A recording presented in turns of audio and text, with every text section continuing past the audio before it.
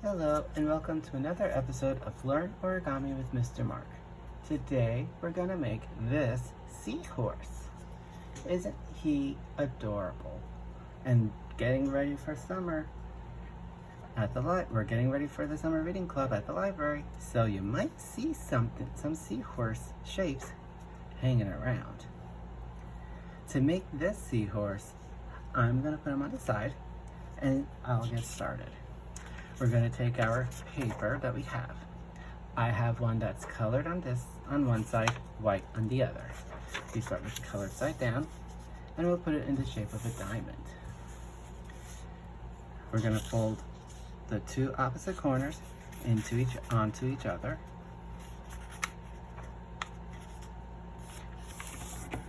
Just like that. Make a good crease, and open it back up. Next, we're going to take our bottom sides. We're going to bring them into the center line that we made.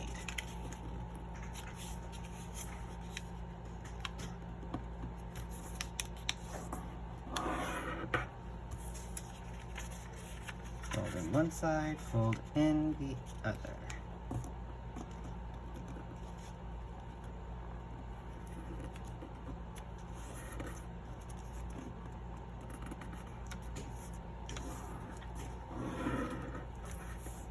There we go. Now that we folded in those two sides, now let's fold in these two top sides of our diamond shape. We'll fold them to meet in the middle as well. Just like this.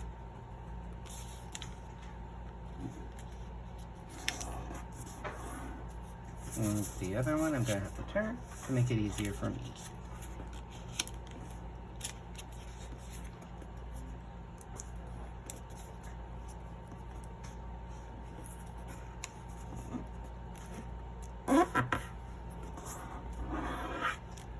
There we go. So now we have those two sides were brought in from the top. Next, we're going to take our sides again. We're going to take the project and let's go ahead and fold it right in half. Just like so.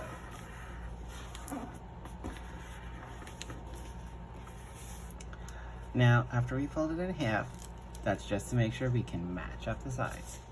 We're going to now take a little bit from the bottom and kind of bring it in just a little bit more.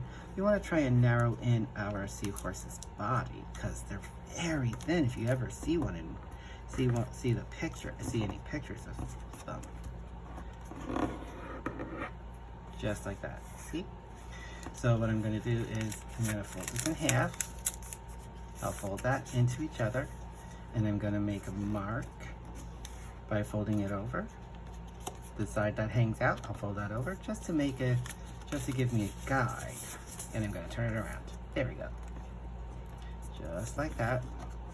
And I'm going to push in a little bit and a little bit right there. Get it as fine a point as you can. If you can't, don't worry. Your seahorse will be your own seahorse. Now that we got those sides brought in one more time, let's close up our seahorse. And there we go. Now we have our very thin body for the seahorse.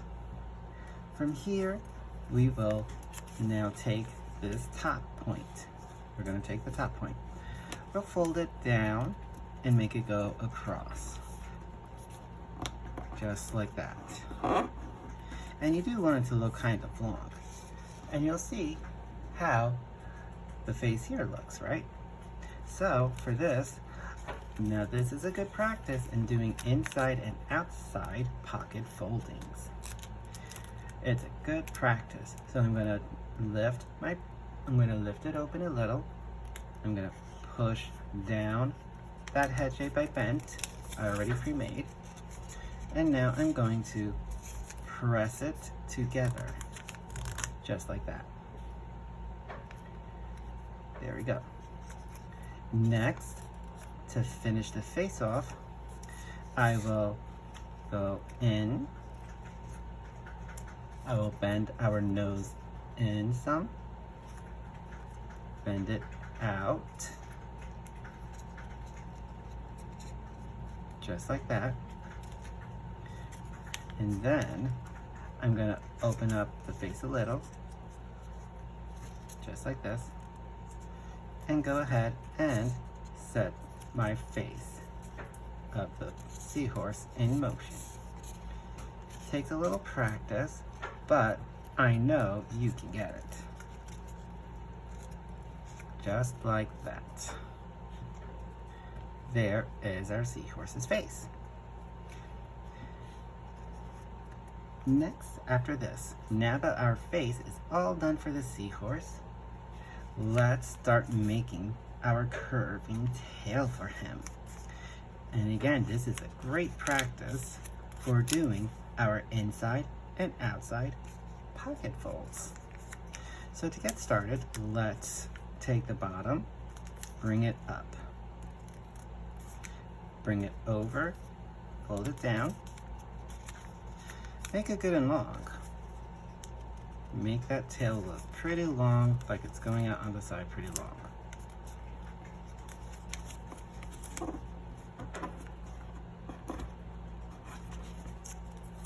I'm going to fold it down, and now I'll do that inside pocket fold again.